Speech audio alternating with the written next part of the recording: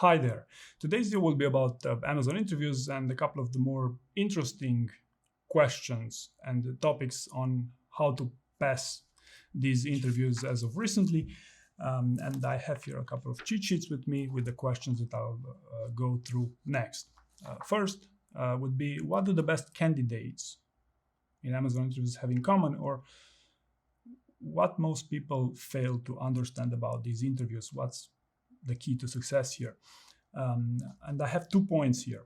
First is the best candidates I've worked with do not apply just for a job with Amazon, but rather land multiple offers and then pick the best, the offer that suits them best. Right? It's a difference in perspective here, if you want. Okay. And the second important thing you want to keep in mind about what the best people applying for this job have in common is they also happen to have the best story banks. Okay, so they happen to have the best stories, which is a process that often takes weeks, months, and even a year is the most I've heard for an engineering role. Okay, so again, if the investment is such a significant one for this occasion, then you'd rather have multiple interviews and focus on the story bank. Story bank is by far the greatest challenge I've heard and I see for preparing these interviews. Second question, how do you pass a screening round at Amazon? So screening rounds at Amazon used to be telephone screening rounds, and as of recently they also introduced a couple of assessments. To my knowledge, there are 2 types of assessments, one to assess your aptitudes and qualifications, and the other one to question you about the leadership principles, which is also called the work style assessment.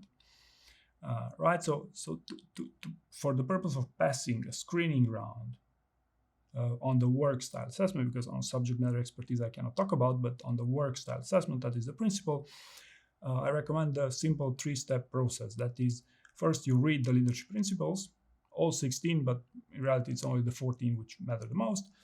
You read them to understand what they're actually talking about.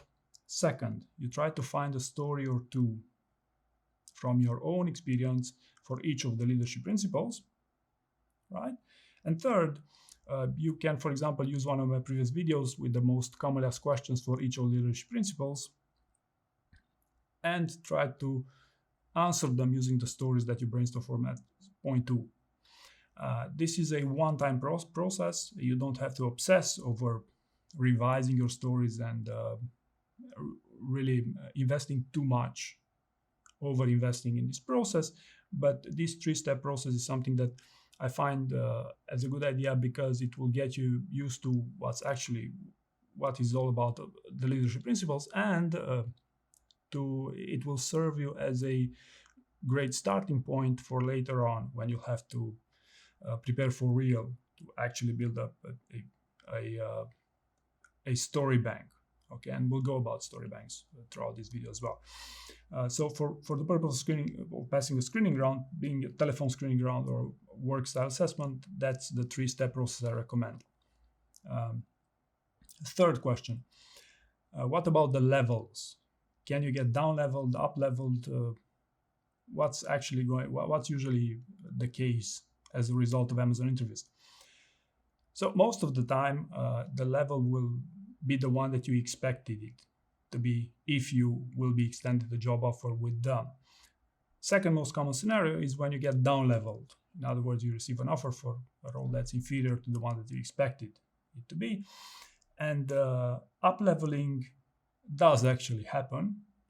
And in my experience, up leveling happens for people who least expected it to happen. Right? At least this is my experience. A recommendation here for you would be to never ever chase the level in an Amazon interview because you will simply fail to receive the offer.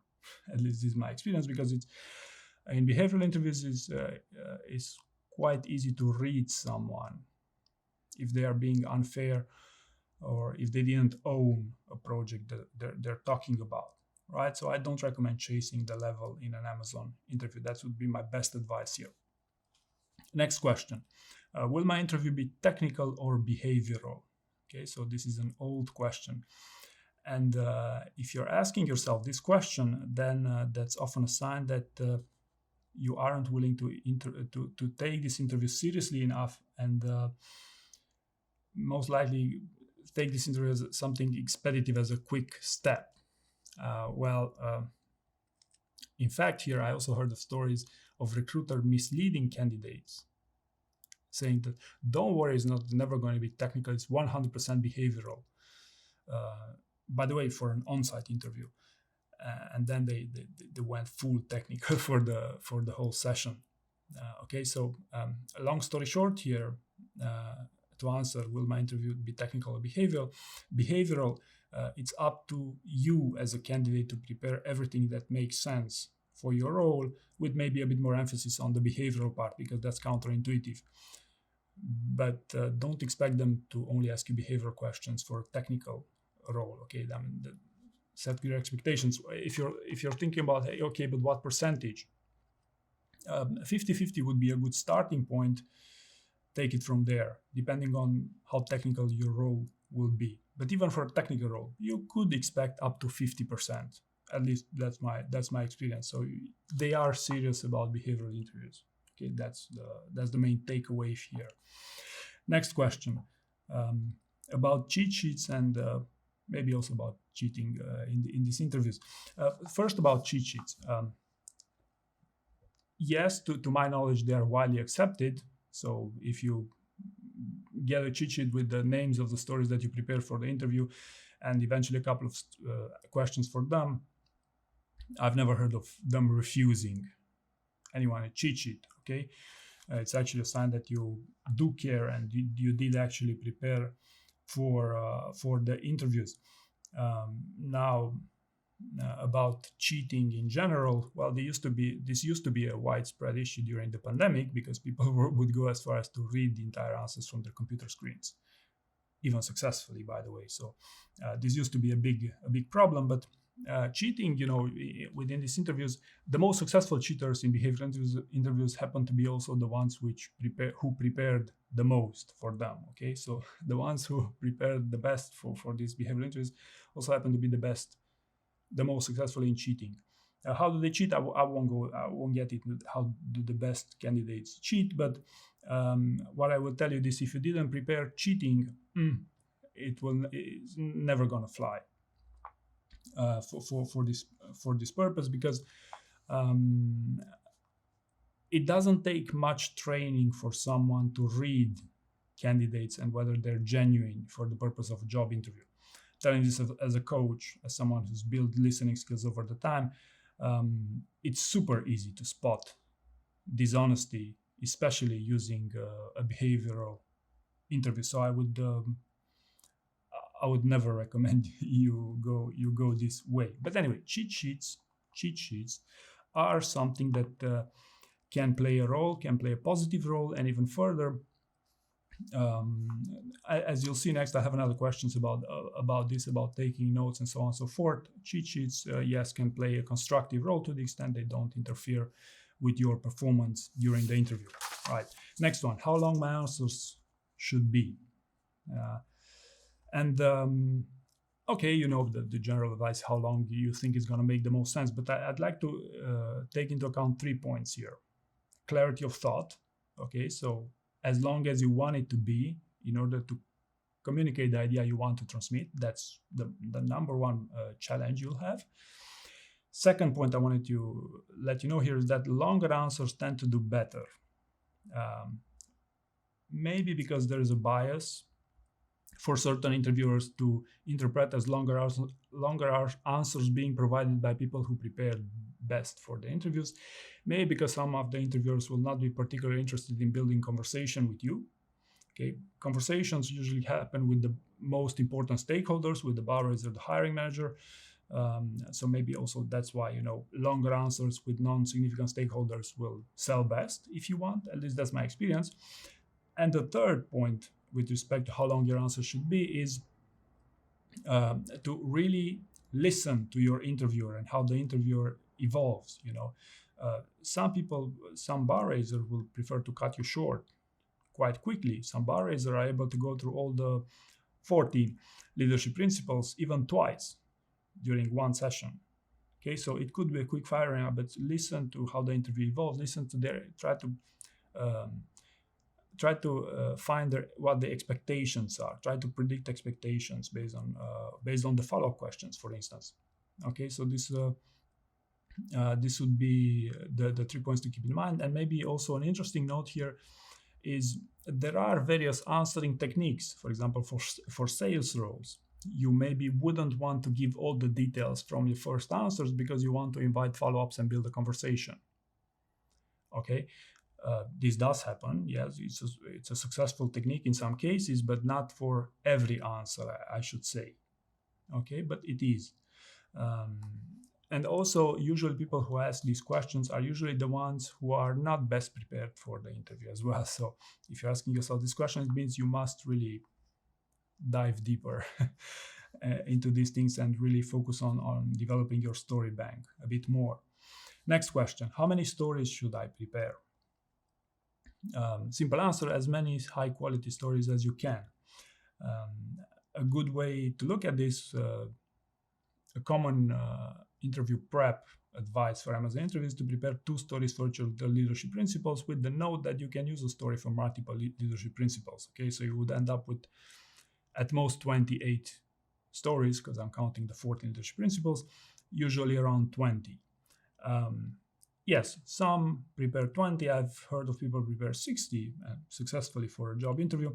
But another point of view I wanted to highlight here is that usually in interview preparation, it's not the most amount of time you spend will usually not be coming up with the stories, but will rather be to revise your story. You know, the star format, but not only star format, follow-up questions, metrics, KPIs, and all that stuff. So keep in mind that, yes, you need to be serious. You have to be serious to come up with, 20 stories, depending on your level of your experience, years of experience. But still, the most of the time people spend with these interviews is revising those stories, including role play if you want. Okay, so that's the most important advice you should keep in mind. Probably counterintuitive, because you wouldn't expect revising your stories to take all that long. And by the way, when you come up with those stories, it could be, for each story could be a brain dump of several pages. Okay, so if you go this way to prepare 3 pages for the first 10 stories you have, and then trim down the fat and then revise them, that's one of the best possible approaches.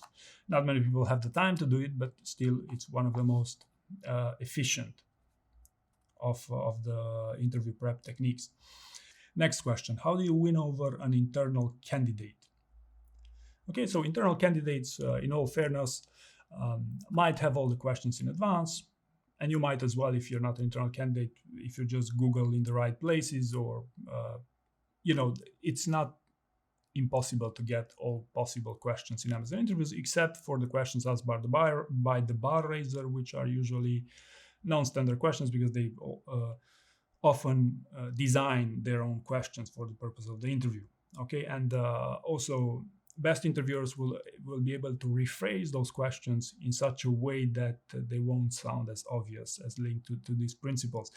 But long story short, so what's the key to winning over internal candidates is another interesting question. As my simple answer to you would be to simply have a better story bank than them. That's my experience. You don't have to be a better communicator. You don't have to have better English speaking skills. You don't have to role play, or you could role play more than them, for example. But it all boils down to stories, okay, and story bank. And what's interesting about this advice about story banks is that it works from software development engineers to directors. Okay, so the best story bank wins. So this is what you should relentlessly focus on while preparing your interview. And it should be said, most success I've had as of recently were with internal candidates. They do have a bit the upper hand because they know that they must prepare for real for this interview. So if you don't know about these interviews being so serious, then you might have a false start and you might end up preparing only in the last 1 or 2 weeks before the interview. But other than that, story banks, this is what's all about. So if you have a great story bank, then you can win over anyone. Okay, next question. What if I don't have an answer to a behavioral question? Okay, so behavioral questions are not designed to block you during the interview unless you haven't prepared at all for the interview. So finding an answer for the behavioral question during the interview is not the main issue. Finding the best story which gives you the best answer for that behavioral question is.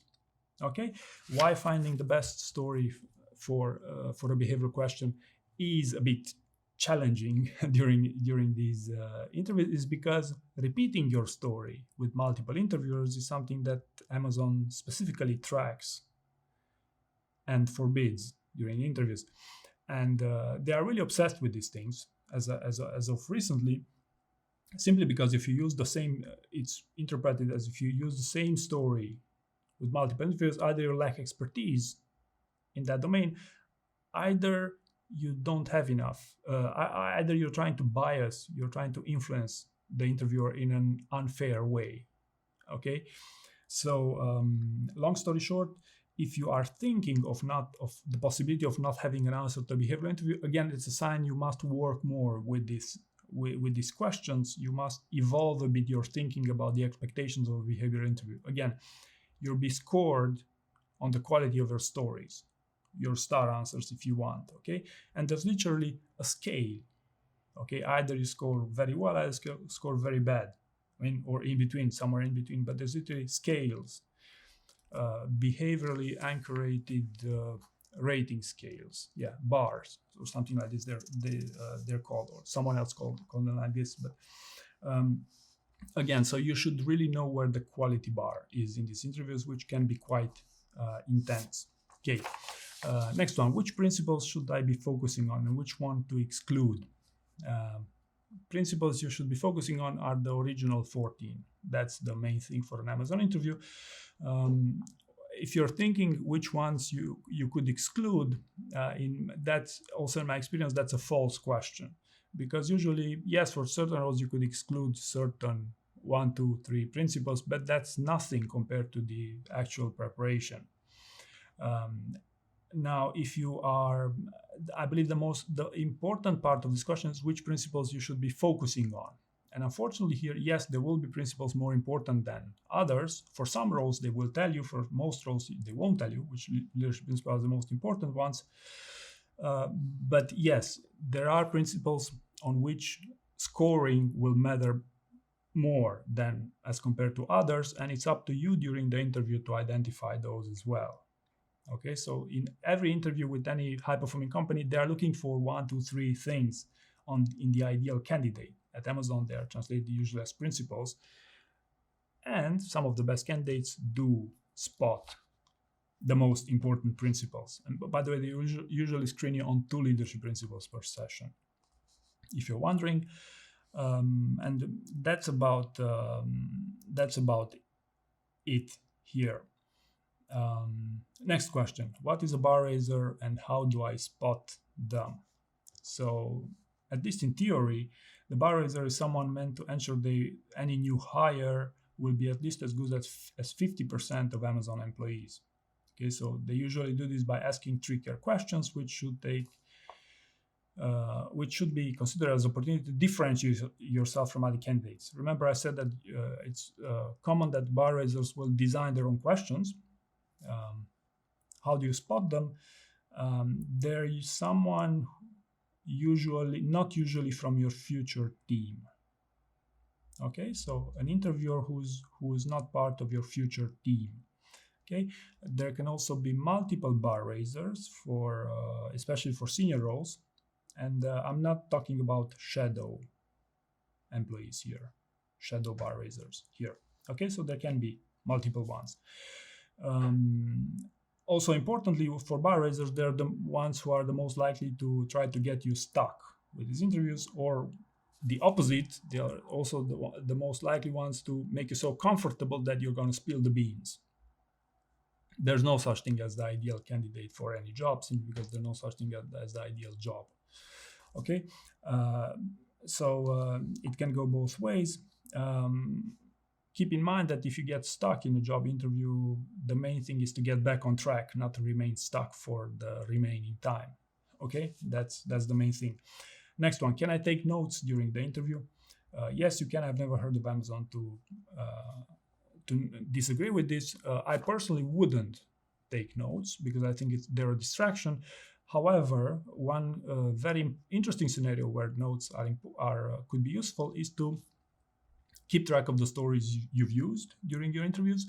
And if you know that you're going to get asked 2 leadership principles per session, then you could exclude the leadership principles you were previously asked about for the last few screening sessions, and to more accurately predict which leadership principle are they screening you on, right? So these were notes. Also, notes are important if you want to build up on the questions for them based on how the interview evolves. Questions could be far more relevant if you know the DOM during your interview session, and if you have the time, of course, if you're resourceful in this matter. And another scenario where notes are extremely important are post-mortems. Okay, so if you fail the interview, okay, but you know why you failed it, or you can at least have a starting point to find out why you failed it. Okay, and speaking of outcome of interviews, how soon can I ask them about the outcome of my interview? Okay, so if you're in this situation, as time goes by, you don't hear back from them. Unfortunately, that's a bad sign, because the longer it takes, the least likely you are to get a job offer. Sorry, but this has been my experience at least. A small percentage of you will also have multiple job offers to pick from. As I said in the beginning of the video, these are the best candidates, in which case it's best to be upfront about this. You cannot wait for them for long about this. Does actually happen, but not in many cases as you would expect. Next one, I failed. How soon can I reapply? Okay, so there are a couple of scenarios here you want to keep in mind. If they really liked you, but let's say you're just blocked during the bar race round and got stuck for the remainder of the session, they might call you back in a few months for a mini loop. Okay. This is quite an isolated scenario, but this did happen in my experience maybe a dozen times in my experience as a coach. Generally speaking, I know Amazon used to recommend at least a cool-off period of about 6 months between applications. Okay, I don't think it's set in stone, but that's how they go.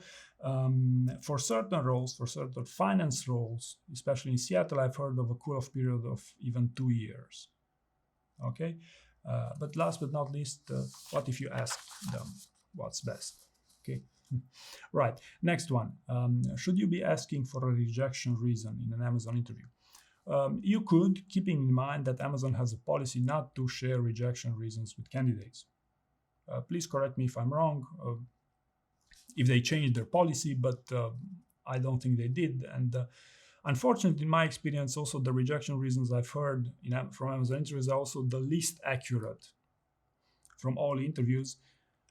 They will simply, if you happen to ask them, and unless you ask the main stakeholders in the process, the reasons will be quite blurry and not really useful, at least in my experience. What I will tell you is this: if you prepared for the interview, you will know if you fail it as why you failed it. Always, inevitably. Honestly, it's as simple as that. I can tell you that I work with many people, and they know why they failed interviews. Okay, so it's not as if they don't even tell you why you failed your interview. No, they do, but you must prepare for the interview to actually understand how it goes and how they score you, how they screen you with these things, and things will become much more clear for you this way. And by the way, it's also possible, remember I said that when taking notes for post-mortems, it's possible that you will realize why you failed the interview 1 week after it happened. So this does actually happen. Okay, so the more you'll think about it, the more you realize how the interview actually went. It's actually quite common after an intense interview for people to say, hey, I will surely fail this interview because I failed there with that specific question. When in fact, I've heard of scenarios where people getting up-leveled after such an interview, which they expected not to pass in the first place. Okay, so don't don't make assumptions during the heat of the moment immediately after the interview, because the reason will become clear on the condition that you prepare for real on this. Salary expectations. In my experience, this is a non-issue in Amazon interviews. Okay, so it's the least of one's problems in these exchanges. Okay. Again, in my opinion, the best approach is to line up multiple offers if you want the best financial offer here. But again, in my experience, it's a non-issue. Okay. Next one. What's one thing most candidates fail to acknowledge with these things and you haven't read online? Listening skills. Okay. If you read the interviewer and know exactly why are they asking questions or follow-up questions, you are by far the most likely to pass this interview. So listening skills are super important, but unfortunately they're really hard to develop. It took me about 1 year of coaching, full-time coaching, to really know what people are talking about and to really read the conversation deeply, in a deep way. Okay. If you read how the interview goes, then you also what the interviewer expects from you. You also give them your best stories. Simple as that. And last but not least, ChatGPT. ChatGPT,